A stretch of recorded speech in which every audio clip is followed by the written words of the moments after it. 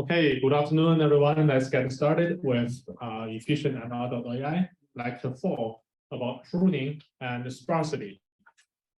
So this is the second lecture about pruning and sparsity. Remember, in the last lecture, we tried to prune the neural network and show the demo. We can make it 90%, remove 90% of the parameters, and after fine-tuning, we can still while maintain the accuracy.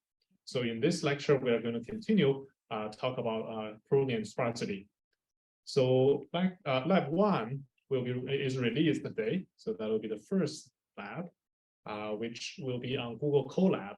So if you click the link to the homework, make sure you select Open as Google Colab rather than Open as Text Editor. If you open as Text Editor, it will show random different only text only. So make sure you open it with Google Colab.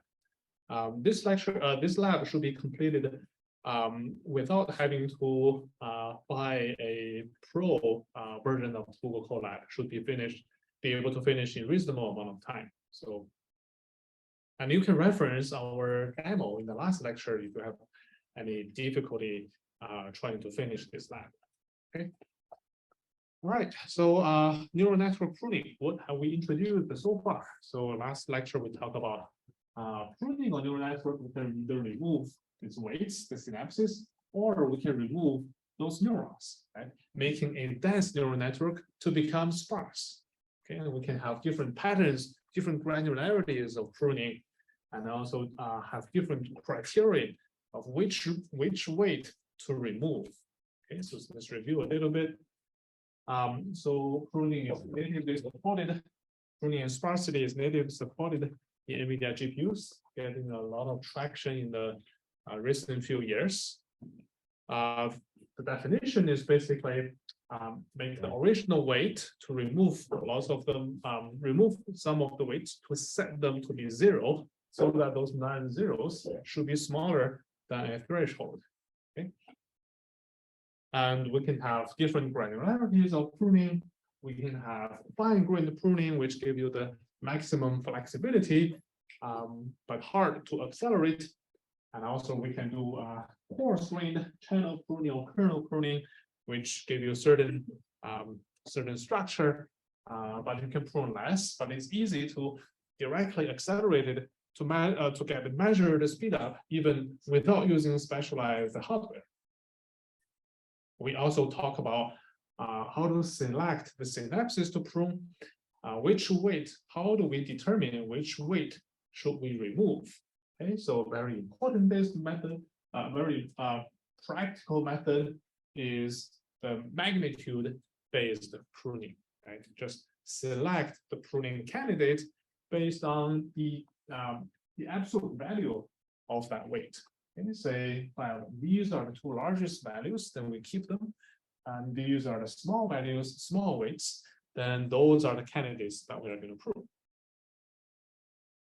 We also talk about the criteria to select which neuron to prune and the relationship between weight pruning and neuron pruning.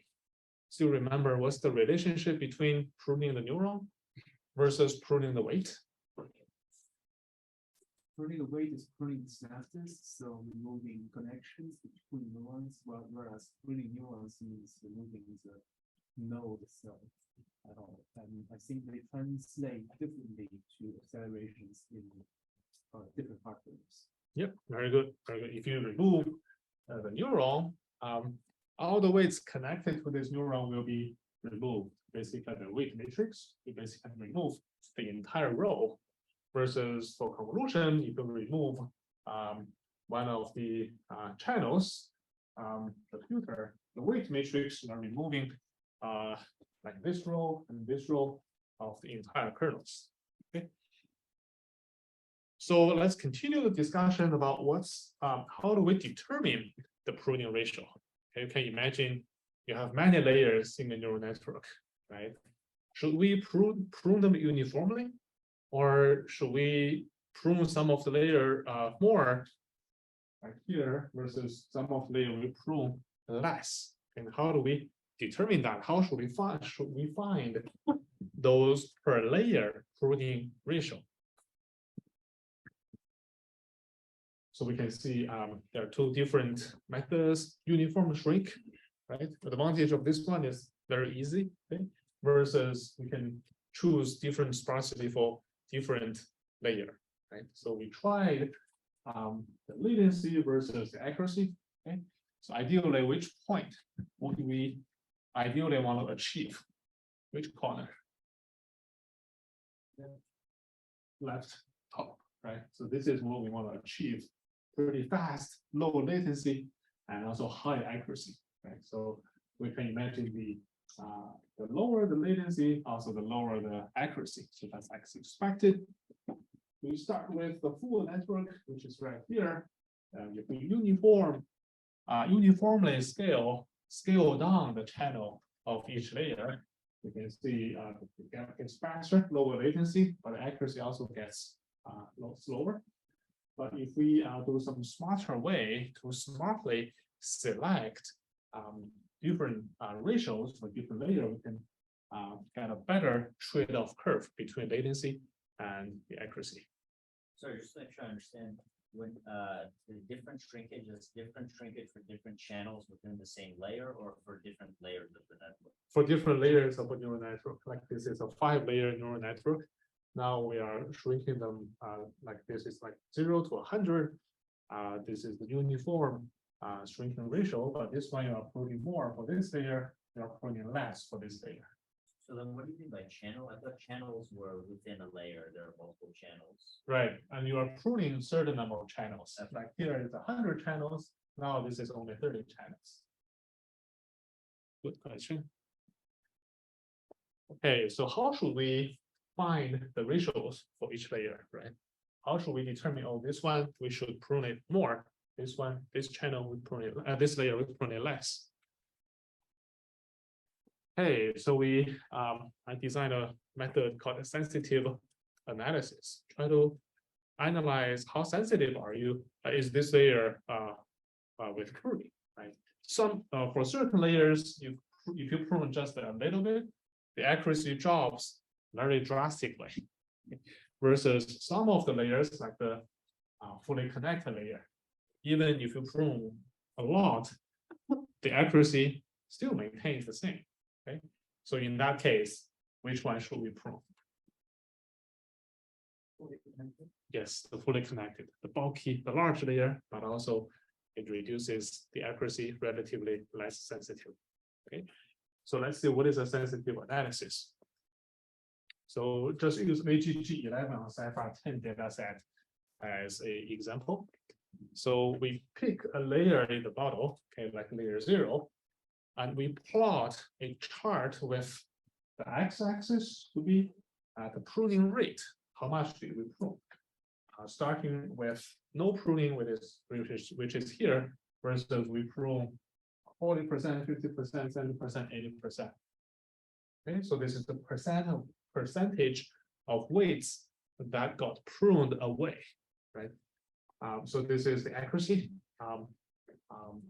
So you can imagine how should the chart look like? Does it look like this? Look like this? Right, it should decrease, right? The more we prune, the less accurate we get. Okay, so this is exactly the case. Starting from layer 0, the higher the pruning rate, the more we prune, just like what we did in the demo in the end of last lecture, the more accuracy loss. Okay, so by pruning away 90% of the parameters, we lose like 70% of the accuracy. Okay, so this is as expected. And in the middle, we have a step size of roughly 10% from pruning away 10%, 20%, all the way to 90% with a step size. And we can choose another layer and plot the same curve, keeping the first layer unchanged.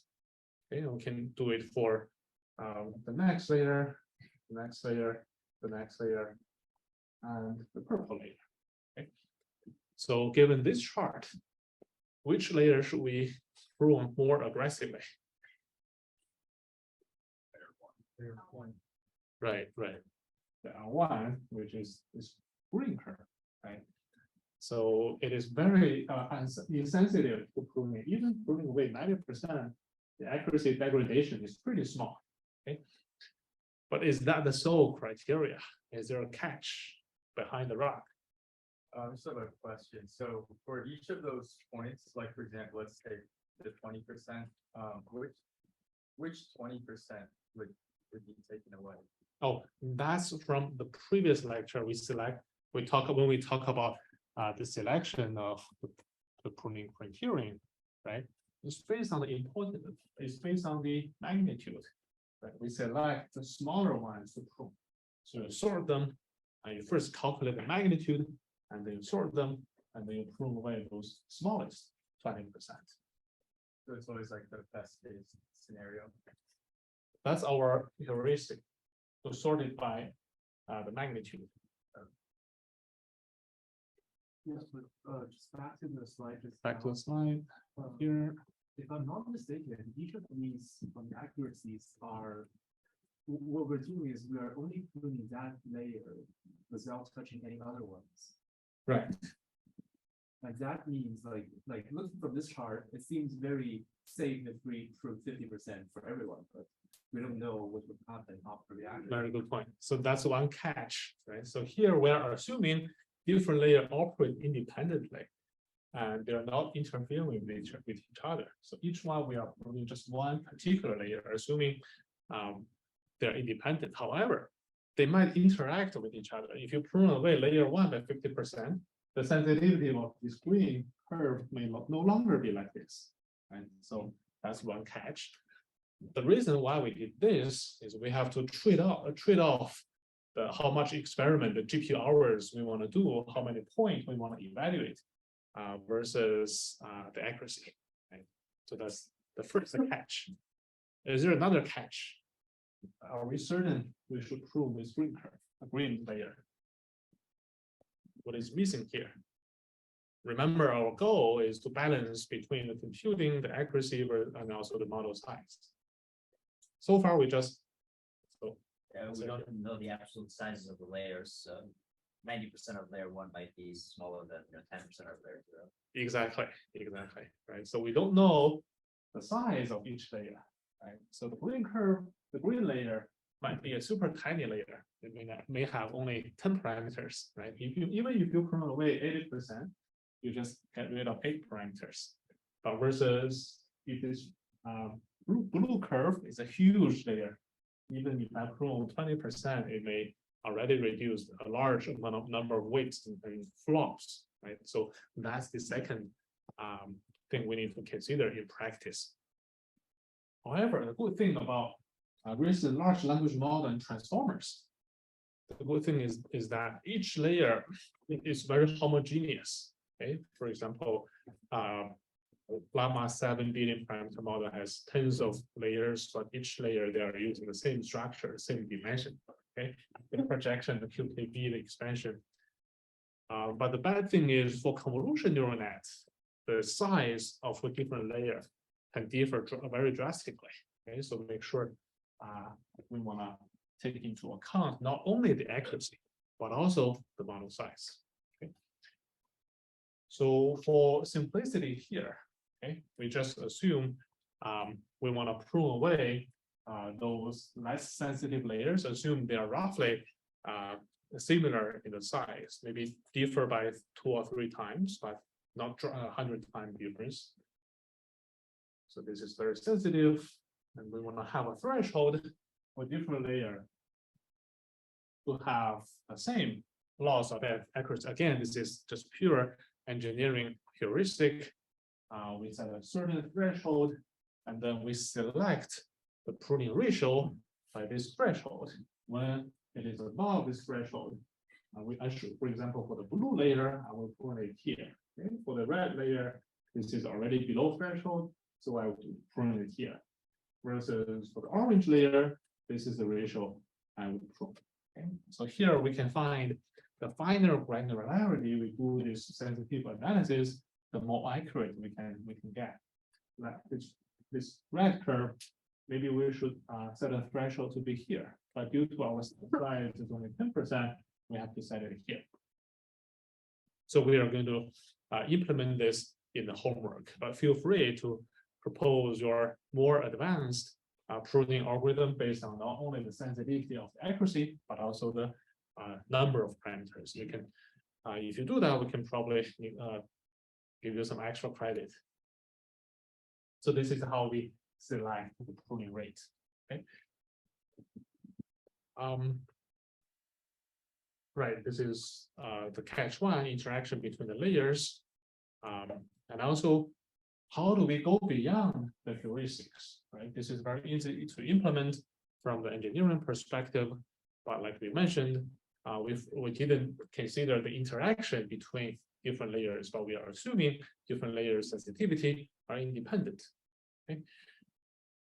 So we need to make it more scalable rather than this hand selection. We can, like in my PhD thesis, I have a summer to finish the pruning of resin 50, where when I was writing the paper in 2015, there's only Alexan and VGG at that time. Then resin came at 2016, 2015. So when I was writing my thesis in 2017, I think I should really include this new model architecture to see how much we can prove. Right? So resin 50 has 50 layers compared with Alexan has only 8 layers. Right? So the design space suddenly gets much larger, and you have so many parameters need to tune. Right? So like you have a much more engineering effort. We cannot afford to have many engineers to do such model pruning.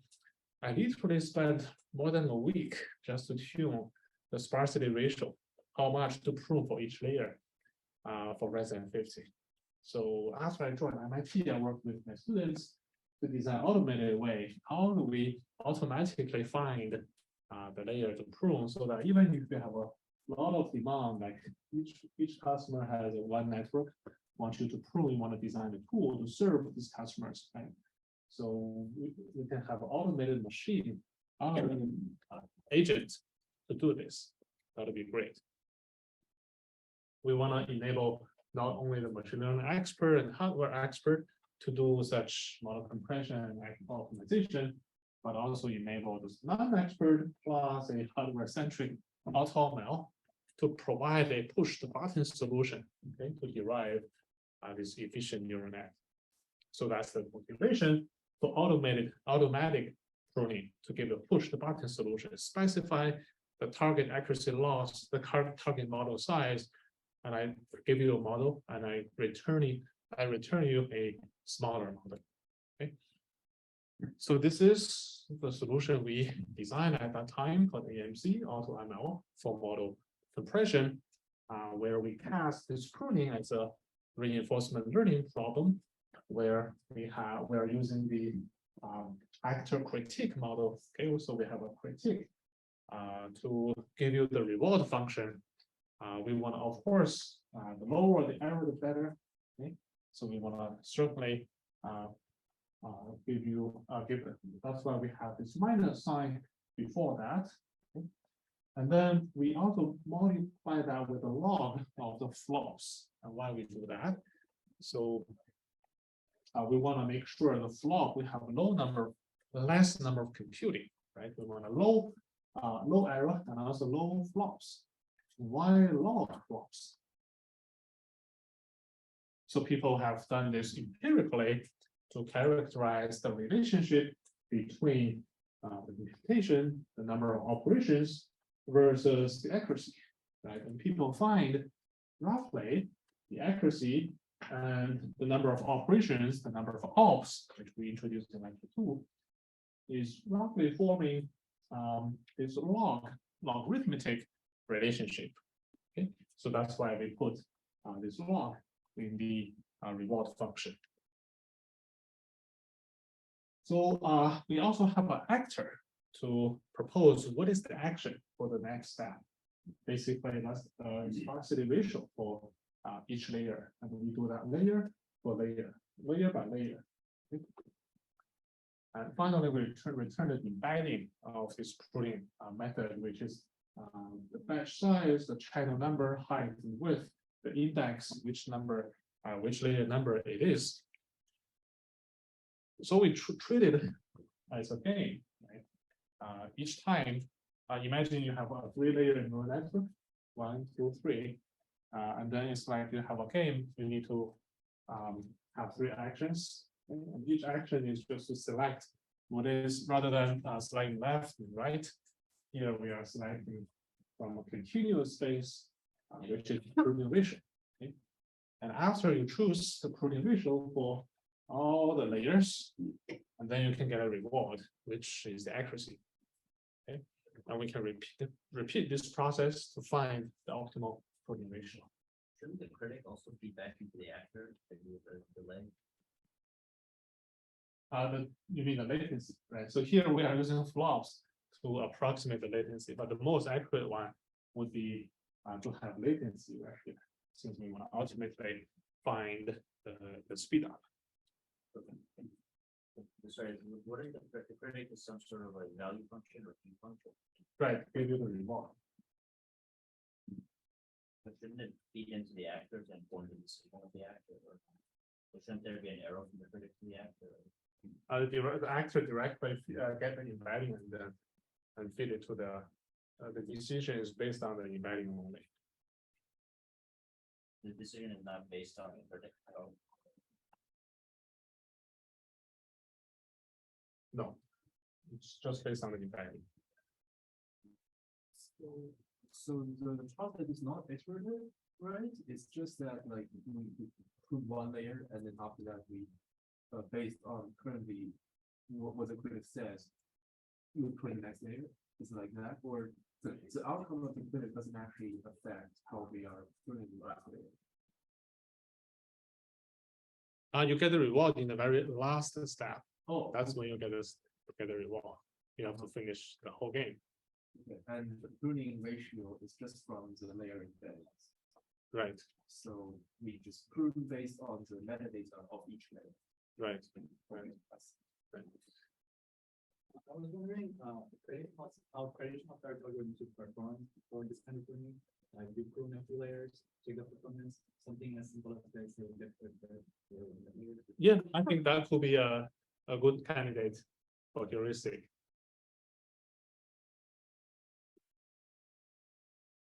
All right, so here compared with the blue line is when I was doing it manually. Okay, so with human experts, just me, over a week, spent a lot of efforts.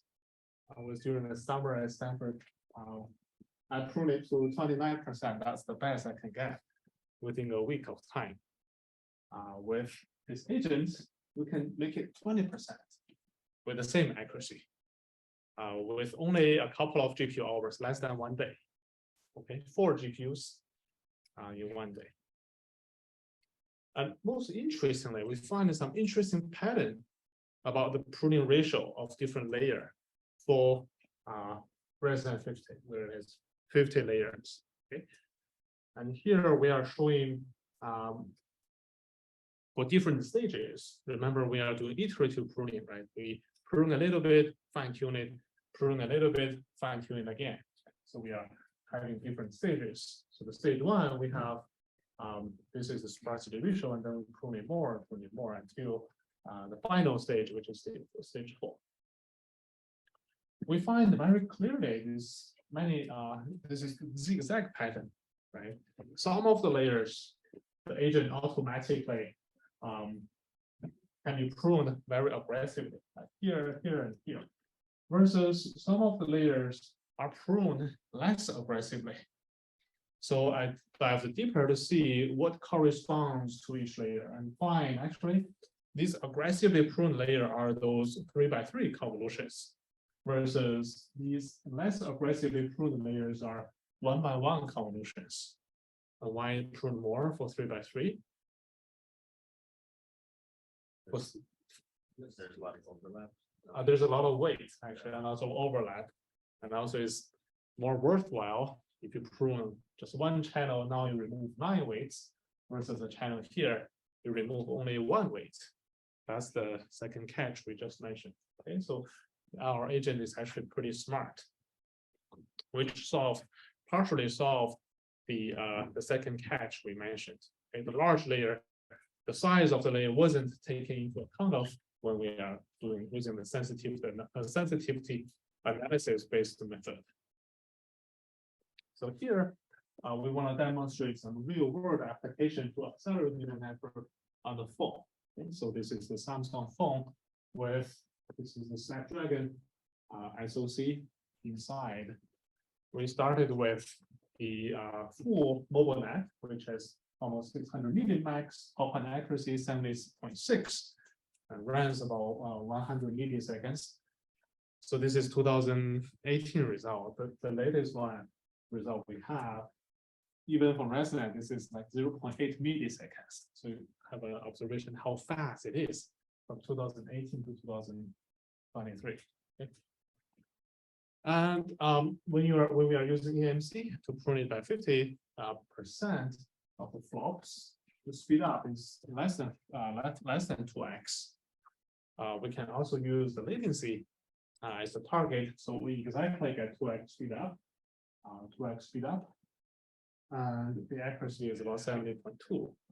Versus the naive approach, we just train a 0.75 mobile net, which is basically uniformly shrinking each layer by 25%.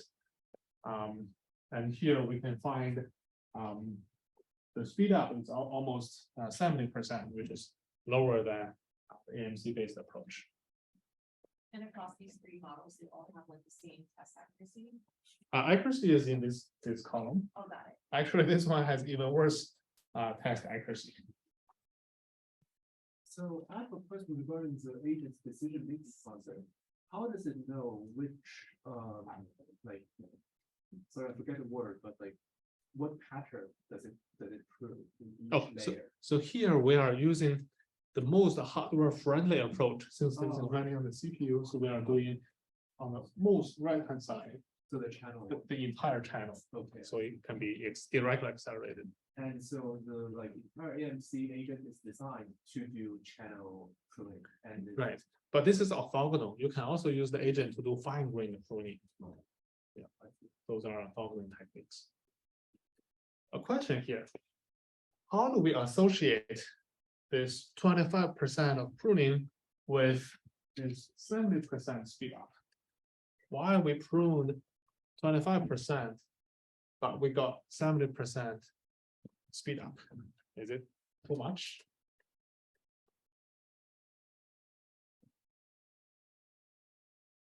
So here we are reducing each channel to be 3/4 of its original size. Say originally you have 100 channels.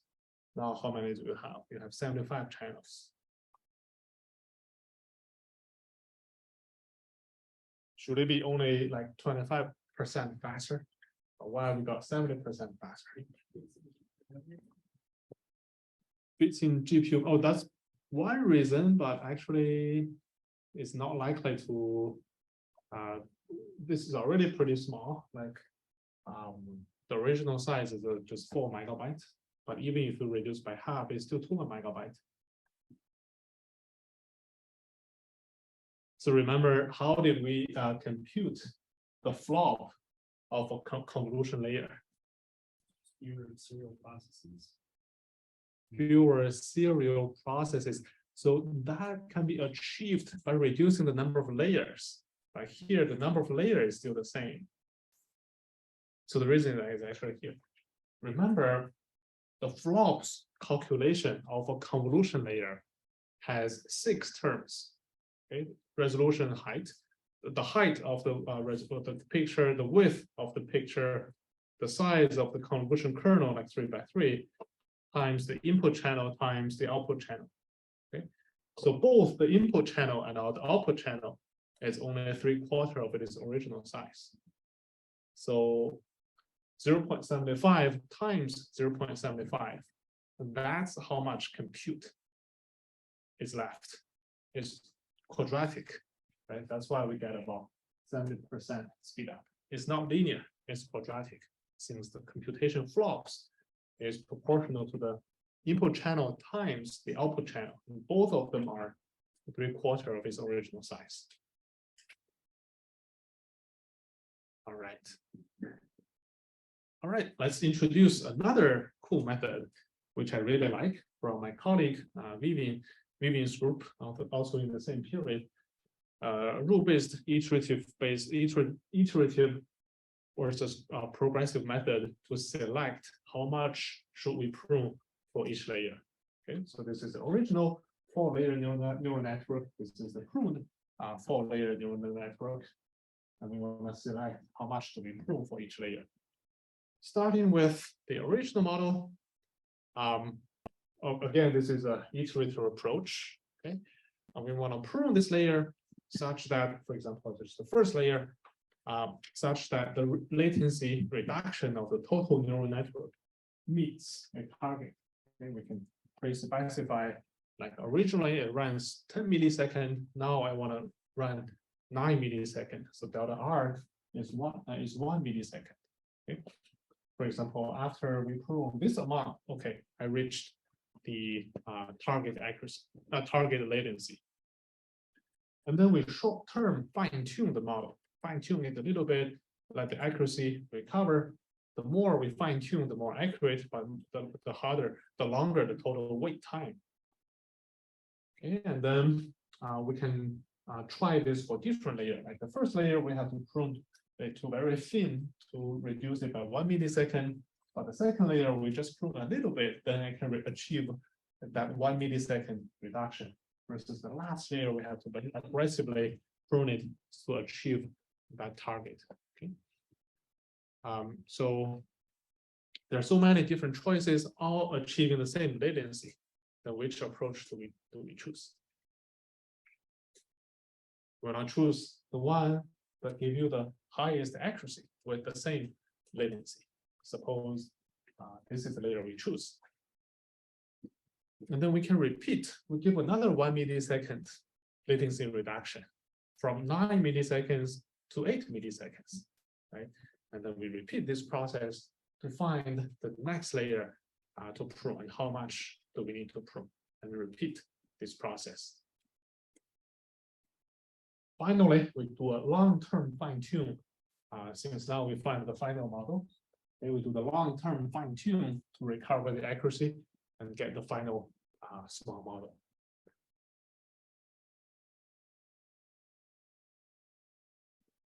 So here, this is again in terms of the latency versus the top line accuracy. This is just multiply it with like a fixed number like 0.75 versus if we do such net adapt approach, we can find that we can make it 70% faster with 0.3% higher accuracy here.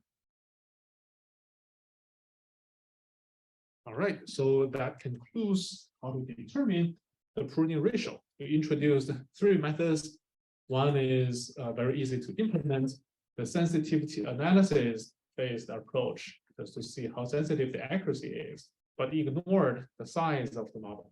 And then we introduced the two automated approach. One is AMC using AutoML. The other is the net adapt method. Okay, let's take a 5-minute break, and then we jump into how to fine-tune the model. All right, folks, welcome back. So far, we talked about how to determine the granularity, the pruning criteria, the magnitude-based pruning, how to choose the pruning ratio. Now we talk about how to fine-tune the pruned model to recover the accuracy. Okay, how should we improve the performance of this sparse and pruned model? Okay, so after pruning, we can see usually the accuracy drops, especially for larger pruning ratio, the accuracy drop is actually pretty significant. So fine-tuning the model helps recovering the accuracy. So during fine-tuning, we want to just quick question: how should we change the learning rate when we are fine-tuning the pruned model? Why should we decrease the learning rate, or should we increase the learning rate? Since the model pretty much already converged right? So compared with an untrained model, or it's a model trained from scratch, this is pretty much converged. So usually you want to use smaller learning rates, like 1/10 or even 1/100 of the original learning rate to fine-tune the pruned model. Okay, and usually, if you want to target a 90% pruning ratio, one way is to directly jump from 0% to 100%. Okay, a big step. Versus you can do iterative pruning. Each time you prune 20%, and then 40%, and then 60%, and then 70%, and then 90%. Okay, so usually these kind of iterative pruning give slightly better results. Prune it, and then fine tune the remaining weights. Do a little bit more pruning, and then fine tune the remaining weights, and then 70%, and then fine tune the remaining weights. Certainly, this is difficult to be automated.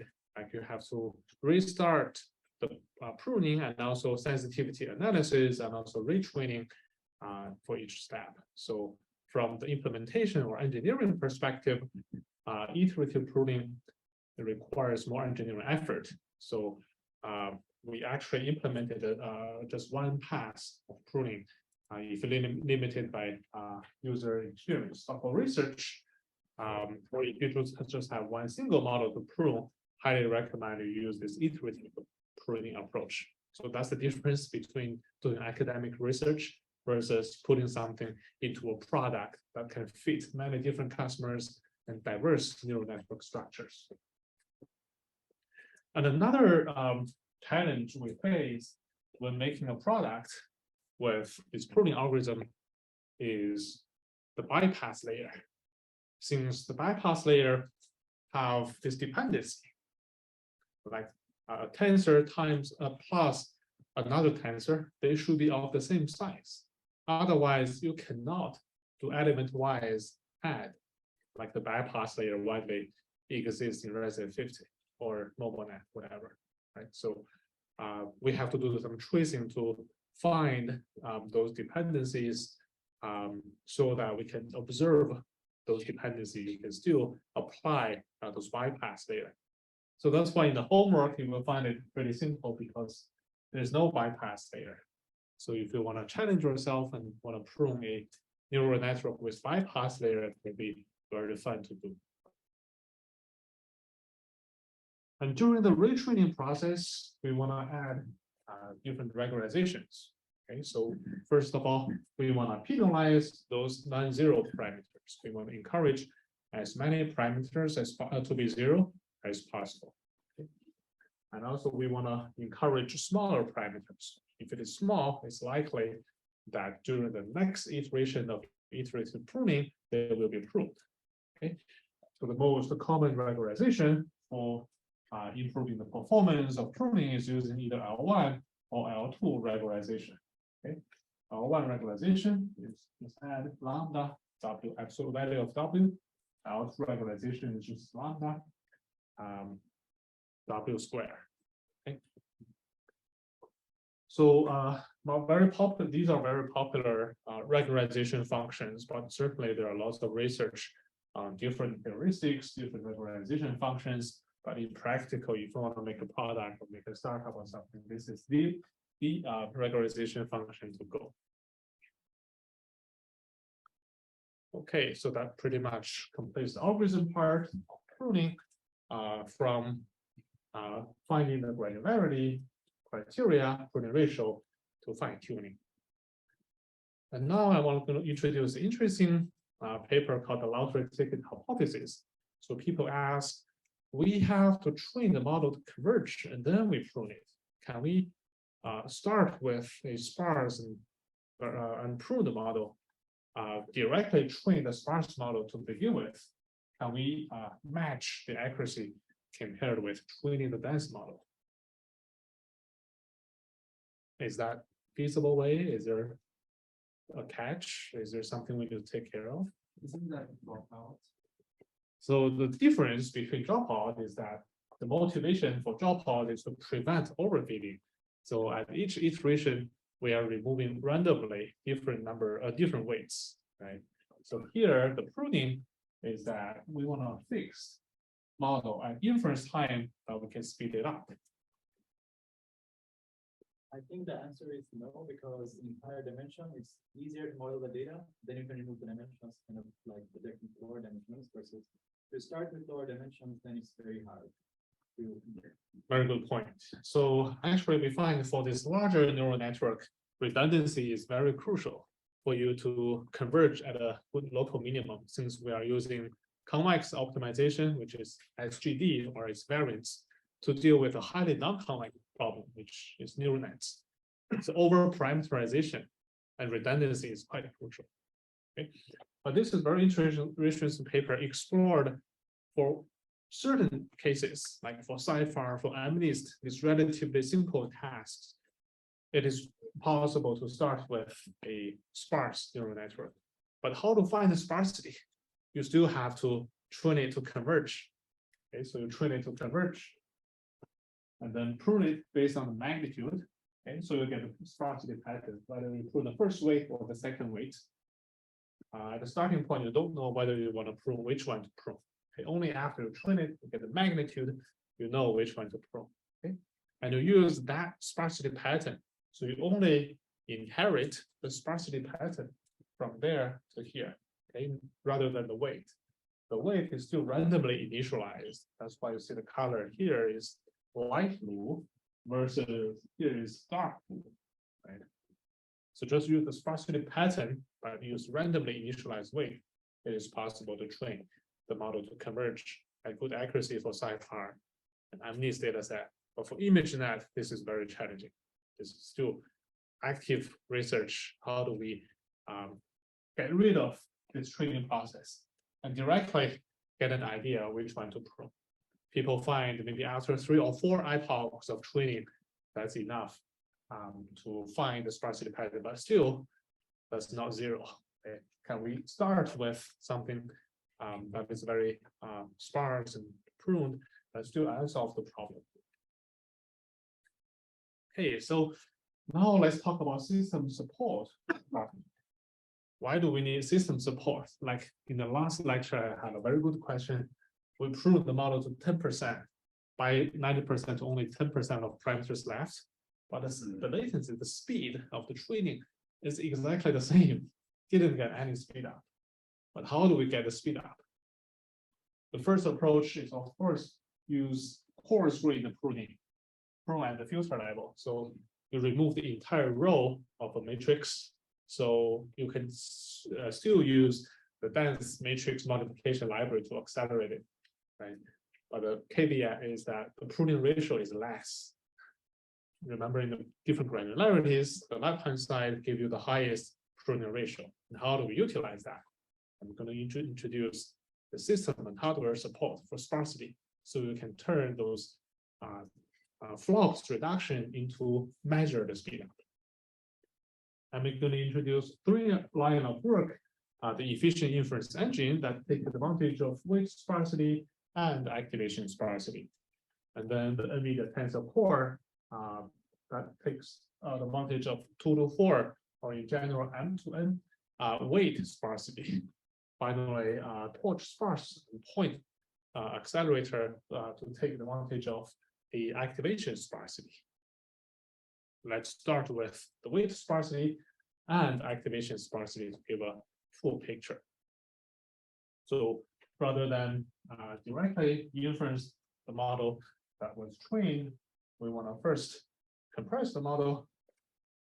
We want to first compress the model, make the large model to be small and sparse, and then we run inference.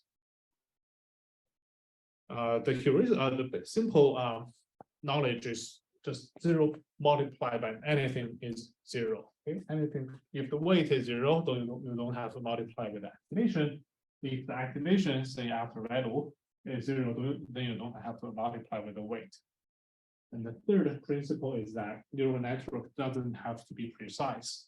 You can quantize it, you can approximate it, which we'll cover in the next lecture. That's the next project. That's the next lab as well, about quantization. For now, let's focus on these 2 parts.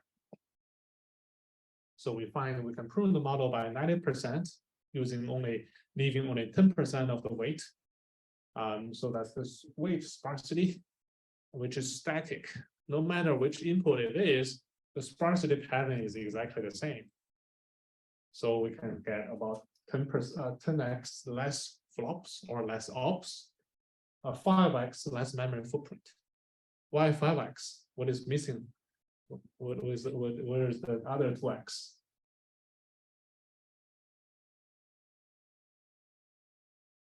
Like there's overhead for like the indices of the non. Exactly. So in order to represent the sparse matrix, you want to have the index to tell you where am I, right? I'm a non-zero, but am I in the first row or the second row? Okay, so we need the index to tell you where is the location is. So that's the overhead, about 2x, roughly 2x. Depends on the precision you use, but can differ. And then we have the sparse activation. So after value function, we find roughly between 60–70% of the activations becomes 0. Okay, so we can doesn't have to multiply those 0 activation no matter which weight it corresponds to. However, this is dynamic. You don't know at runtime for different input image, it may have completely different sparsity pattern. So we save about 3x compute. 30% corresponds to roughly 3x. Hard to actually save the memory footprint. And finally, weight sharing, and we can quantize the weight. So only 4 bits, only 16 choices. So these two, we can approximate them by the same number. They share the same weight. That's why we call it weight sharing. So that saves 8 times memory footprint if we represent the weight to 4 bits compared with originally it was represented with 32 bits, which we're going to dive deeper in the next lecture. So these are the 3 principles we can apply. Even as this is like 2015, but even 8 years later, this is still the principle that we can apply to modern neural networks. Even for large language model, pruning, quantization, those are still a very popular approach to accelerate them. Sorry, but can you clarify again on what does weight sharing actually does? It seems to me that this is currently now just a low point 4 instead of a FP32. So is there like 4-bit is definitely not a precision, I assume, for a model. So where do you get? Oh, yeah. So yeah, I'll dive deeper. That's the content for the next lecture. But in summary, in short, we don't have to choose from many different numbers, 2.1, 2.1, 2.2, 2.3, which we can directly jump from 2 to 3, right? So we can use integer numbers to represent them. And also we can still use floating point, but use a limited number of floating point numbers, like using only 16 floating point numbers. So you need only 4 bits to index into those 16 values. And actually that's the lab 4, which we are going to implement to accelerate Llama. Are these in isolation, like the 10x and 3x, and do they compound when you combine these to 30x, 40? Yeah, that's a question for you guys. Can we combine these savings, or they are mutually exclusive or non-exclusive?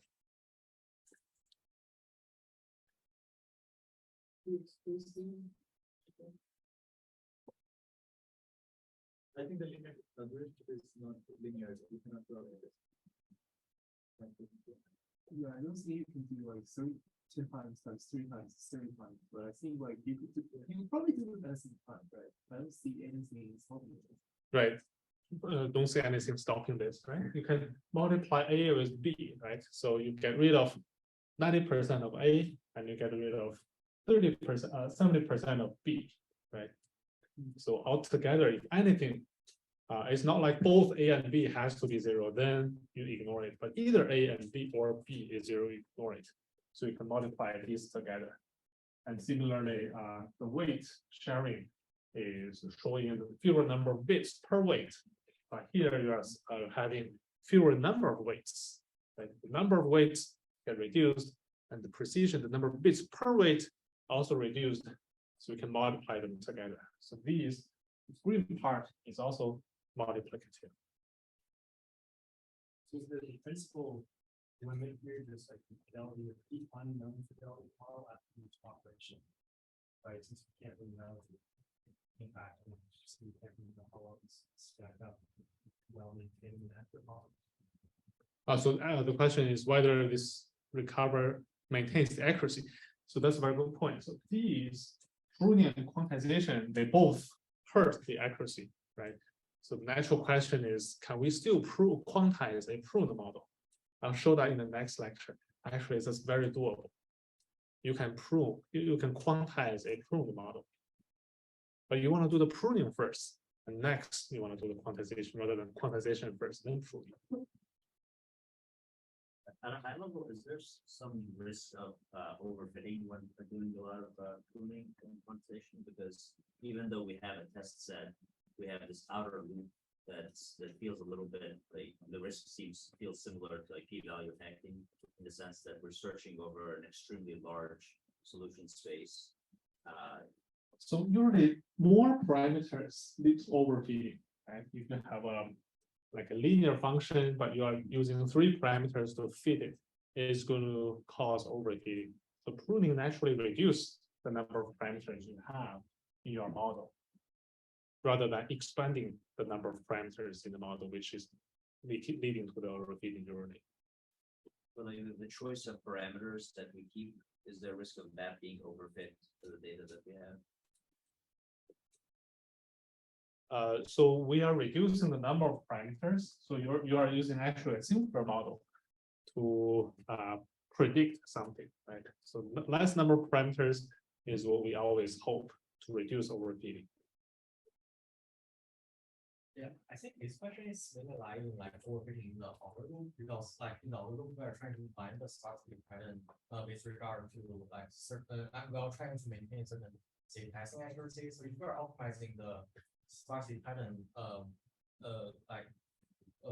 with testing accuracy as the objective, maybe there's a shift in the data and yeah, that's a good point. For example, we are selecting the pruning ratio, right? We are using a validation set to plot the accuracy drop, right? So you're touching the validation accuracy. So the rule of thumb is to use different validation set when we are doing the sensitivity analysis, rather than overfitting that with your target test set. So you shouldn't do the sensitivity analysis using the test set. Good point. All right, so let's see, how do we parallelize the computing at the same time of exploiting sparsity? Usually they are mutually exclusive. It's hard to maintain both, since for GPUs, different threads has to do the same amount of work. But how do we parallelize them? So in this example, we have 8 rows and also 4 columns in the weight. This is the input activation 1/4. This is output activation 8/1. Okay, so here we parallelize them across 4 processing elements for PE. PE0 is responsible for this green rows, and PE1 is responsible for these purple rows. And these 4 PEs work in parallel to calculate this vector matrix multiplication. Okay, so this is logical, and this is the physically how each PE is stored those non-zero weights. And we can see for this green PE, PE0, the non-zero element has W00, first one. The second one is a 0, so we are not storing that. The direct next one is 0,1, and it's skipped by 1 element, so we have a skip of 1. And then we skip 2 elements, okay? Skip 2 elements, so this is the relative index, showing the distance between this non-zero element, W42, which is here, the distance between this non-zero element with the previous non-zero element, with W01, okay? And there are exactly 2 zero element that is skipped. So that's the overhead we previously mentioned to represent this sparse tensor. Okay? following W4 immediately we have W03, which is 0, and then W43, which is the last one, which has a skip of 0 with previous elements. So that's the virtual weight. That's the we'll talk about it, why we call it virtual weight, because we're going to do a decode. And the relative index showing the skip, showing the distance between the current non-zero with the previous non-zero. And finally, we have a column pointer showing that which element is starting a new column.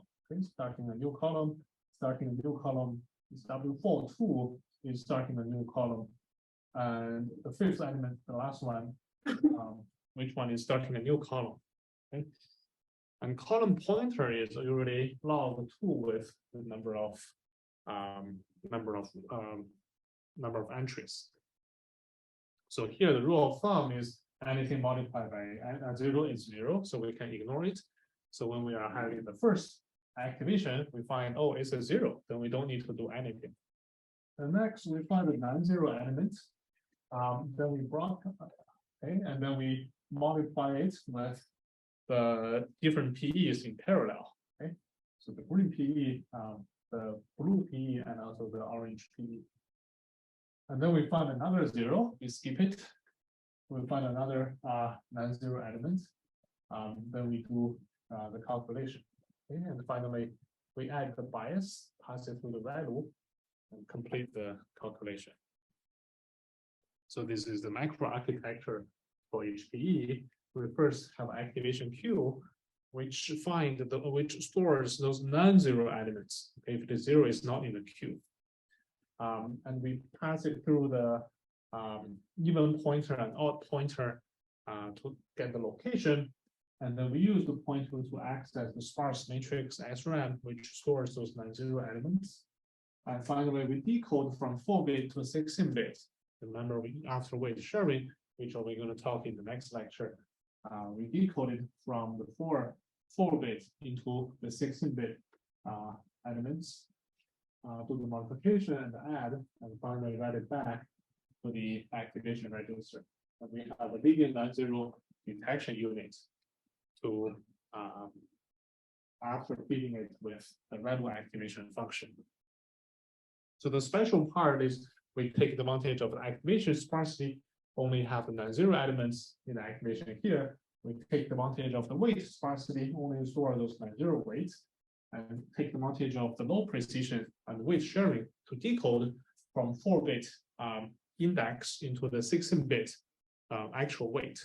We are going to implement such a decoder in our Lab 5 so that we can run Llama 2, which has 7 billion parameters, but the weight only occupies 3.5 gigabytes, which can fit your laptop. So this is the accuracy when we are quantizing choosing different precisions. So 16-bit integer with very minimal loss of accuracy. And here is the flops reduction. So the weight is 9% of its original size. Activation is 35%. Since either one of them is 0, then you can skip it. That's why we can multiply them together to get the actual flop reduction. So 10%, 1/3 is roughly 3%. So that's 33x. Okay, so this is the XC layer of LX nav VGG. But pay attention to this neural talk, which is LCM. Okay, so for LCM, they are not using value activation. Okay, that's why here the activation density is 100% is dense. So the saving only comes from the pruning of the weights. Okay, so that's the RN and LSTM for image caption. For large language model, the pruning is far behind this 10x because fine-tuning is pretty challenging, and we are still trying to figure out a way to do that. So if you're interested in that, we can discuss that in the final project. So this is showing the throughput, pretty good speed throughput, energy efficiency.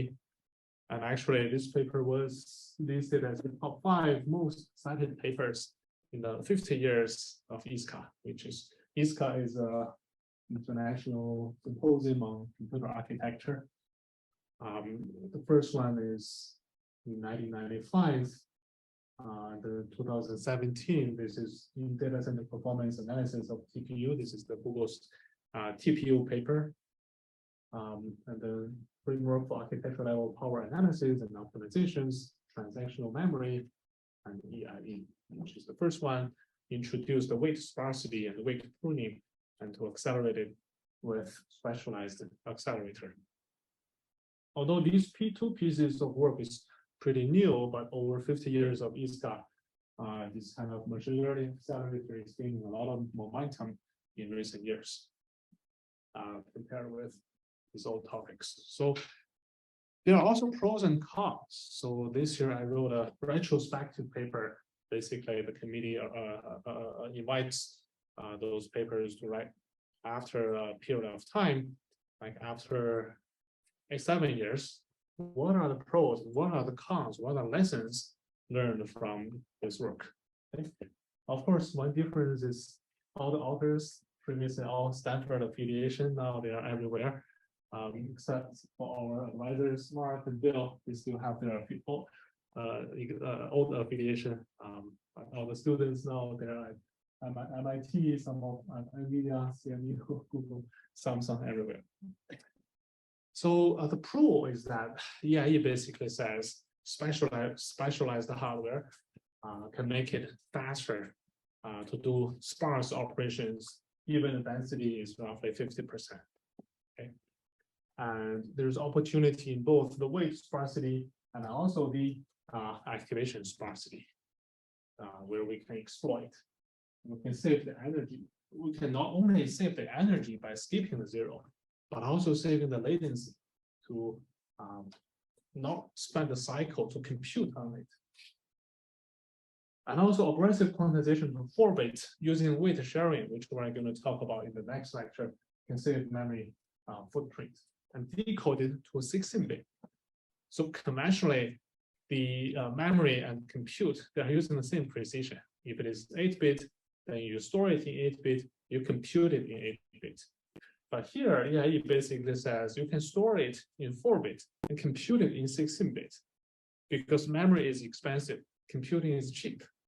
So we can afford to use only, we can use 16-bit to do computation, but we have to use less number of bits to do the storage. And actually, we are going to show, implement that in lab 4 and 5, and show we can deploy Llama 2 on a laptop using this approach. Since Llama 2, lots of language models, real-time text generation, they are memory bounded. So we're going to talk about this W4, 4-bit weight, A16, 16-bit activation in the next lecture. EIE is not ideal, okay? EIE isn't easily applied to an array of vector processors, so the parallelization capability is limited. We can use structured sparsity to conquer that. I'm going to introduce next. And also there's pretty big control flow overhead. Okay, you want to do one arithmetic operation, but you have to do a lot of redundant operations. And also I have to store those indices. EIE only support FC layers. At that time, it didn't support convolution layer. But interestingly, from last year, with the big explosion of large language model, they are all FC layers. So this is not necessarily a con. So fit everything in SRAM, that's the assumption for EIE. Actually, TPU was designed to have 28 megabytes of SRAM. Why is that? Because the weight has 14 median so that's into 8, that's exactly 28 median parameters.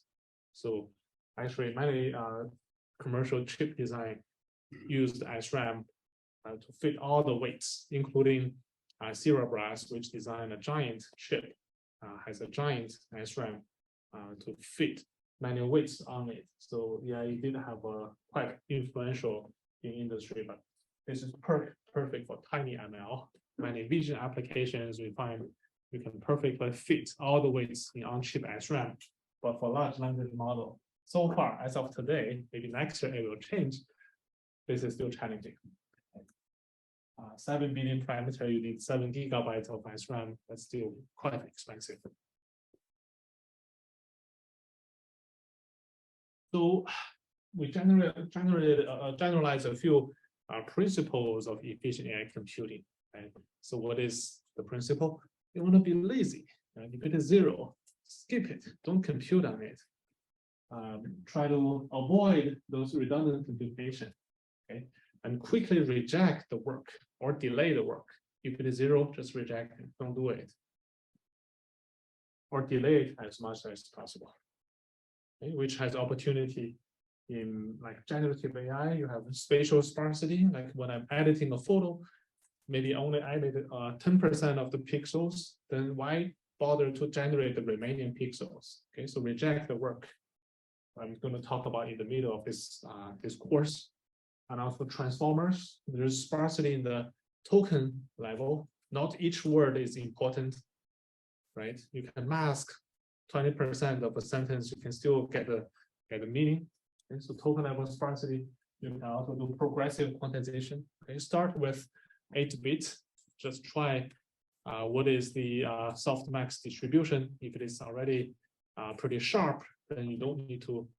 Start with 4-bit. If it is pretty sharp, you don't need to do the remaining 4-bit. If it is pretty flat, you are pretty uncertain, then you do the 8-bit. You start with something lazy, only 4-bit. If you don't trust it, then use the full 8-bit. So progressive quantization. Also videos, there's temporal sparsity. Frame 1, frame 2, maybe only a few pixels changed, maybe only one object or 2 objects moved. The unmoved elements is sparse. If you calculate the diff, subtract frame 2 from frame 1, you can find a lot of 0. Okay, so temporal sparsity we can take advantage of. Point cloud in autonomous driving, the LiDAR sensor that is rotating on the top of a self-driving car, emitting many beams. So there's spatial sparsity. Not everywhere you have the object. So how do we compute on it? I'm going to introduce torch sparse. So we envision AI model will be very sparse. Even the mixture of expert model, okay? Like the GPT-4 is widely using the mixture of expert approach. You have a giant model, but each time you are not using all the parameters, but sparsely using a portion of them. Of course, it's still structured sparsity. It's not like this here, but it's on the other side, on the granularity, which is easy to compute with dense linear algebra, but you are not working on all the weights, but a subset of the weights. Okay, and various granularity and structures, co-designed with specialized accelerators. So sparse model will have a lot of imagination in the future. So the second part, I'm going to introduce the 2-to-4 sparsity, or in general, M2N sparsity. So if you have a A100 GPU or later H100, we have this capability in the GPU. Like here, every 4 elements, what is the maximum of non-zeros? So we can have at most 2 non-zeros for every 4 elements. Okay. So for this whole row, which used to have 8 entries, now we have at most 4 entries together with its index. For example, the first index for this element, which corresponds to here, should be 0, since it's the 0th. Versus for this one, it should be 3, since 0, 1, 2, 3. Okay, so we needed 2 bits to store the relative location. And how do we compute on it? So we have this weight matrix that is n by k, and this is the activation matrix. We multiply the weight with the activation, but now the weight has this 2-to-4 sparsity, has this structured sparsity. Okay, so we don't have to do all the 8 computations, but instead we select only those non-zero weights, which is only 4, compared with originally it was 8. Okay? And among these 8 activations, we use the index to select among, like from this 4, it can be either 0 to 3 for each index. So I select those non-zero elements corresponds with the same to the non-zero weight with the same sparsity pattern, right? Non-zero, 0, 0, non-zero. This is also then zero, select, no select, no select, select. So using the same sparsity pattern to select the activations that corresponds to those non-zero weights, which can be easily implemented with the max, with the max. And then you do the dot product for only 4 entries rather than 8 entries. Okay? And you put it in the result by calculating this row times this column. Okay? So only 4 max compared with here, you have 8 max if you compute it densely. So far, so good. That's how NVIDIA GPU, the sparse tensor core handles 2 to 4 weight sparsity. So actually, this is the sparse versus dense speed up providing result with different dimensions. Actually, the larger the matrix, the higher the speed up. So almost 2x, roughly 1.8 to 1.9 times faster than the dense version across different matrix size. And this is across different popular neural network structures. This is the accuracy, the dense version versus the sparse version. And actually, we can further quantize, that answers the question, we can further quantize the model to int8 on top of a sparse model. So we can apply sparsity and quantization together. Okay. So I have a couple of minutes. Also, I'm going to introduce some new work for point cloud, take advantage of activation sparsity. Okay. So activation sparsity. So this is a general convolution we introduced so far. Okay. You have a input feature map, the weight, the output feature map. The problem is that the more you convolve, the denser you will get. So say initially you have 5 points in the space. Like, for example, this is a point cloud or particle in the physics, or there are lots of such representations. Or if you have AR/VR device, you have a LiDAR sensor, like in my phone. My phone has this LiDAR sensor here. It emits a lot of beams and collect few points. If it gets reflected on an object, but if there's no object, it will be 0. Okay. So we want a feature map after each layer to maintain those sparsity patterns. So if it is non-zero, it is still non-zero. But if the object is 0, we want to make it still 0 after doing the sparse convolution. Okay. So the sparsity ratio maintains no matter how many convolutions you do, rather than the more you do, the denser you get. So let's see. The original convolution produces one one output for each window. Okay, so like there are 9 elements, but for sparse convolution, you only calculate when the output is non-zero. Correspond with the same sparsity pattern as the input. But if you move to here, there's nothing here, so you don't do any computing. So this gives the difference among these 9 elements.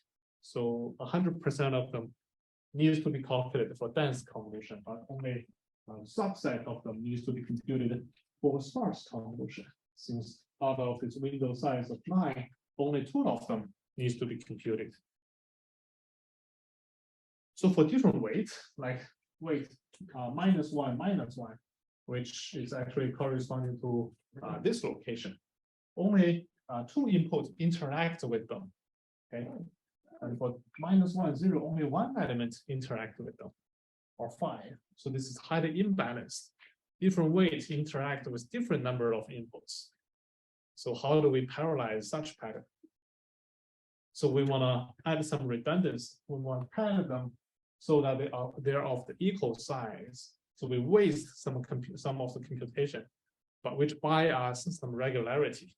Okay, so I can parallelize them using the same batch matrix multiplication.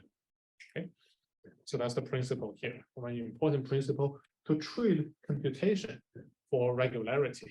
I pay some redundancy to calculate on zeros.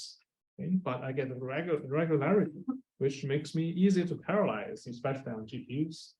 Sorry, maybe I missed it, but so you're able to speed up the convolution operation, the matrix multiplication there, but in terms of the number of non-zeros, the output, there's no way around that. At least we haven't talked about it, right?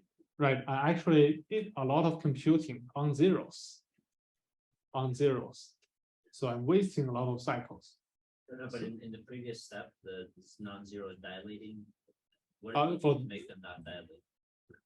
For that one, the way we make it dilate, non-dilate is by enforcing the output to have the same sparsity pattern as the input. So even if you calculate something here, you make it zero, Oh, you zero. so that the next layer sees a sparse input. Okay, so in comparison, the baseline approach, you don't waste any cycle. You have only calculate on non-zero elements, but it's very irregular, very difficult to parallelize. So overhead is pretty good, no overhead, but computation regularity is pretty bad. Or we can batch everything together to pad a lot of zeros to make it a dense convolution. So lots of computation overhead, very bad, but regularity is super good. You can parallelize the whole chunk of computing through it to a high throughput GPU. What we did here is computation with grouping. A group some of the similar matrix sizes to pad only a little bit, and group these together, group those small matrices together, and launch 3 GPU kernel cores, which is a good balance between the computing overhead and regularity. All right. With that, let me, since we're pretty much out of time, do a quick summary of today's lecture.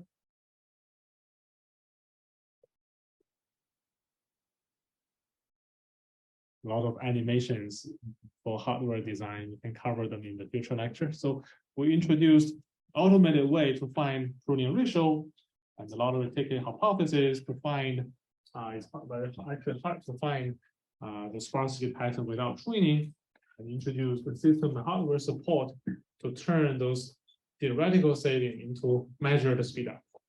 And in the next lecture, we'll talk about numerical types. Like you have heard, what is the transformer engine, FP8. Those new representation of the number will give you a very detailed introduction. What is FP16? What is int8? And also how do we quantize neural networks, which lay the foundation of our lab 4 and also lab 5 to implement Llama 2 on your lab. Okay, so have a good day and good luck for the lab 1.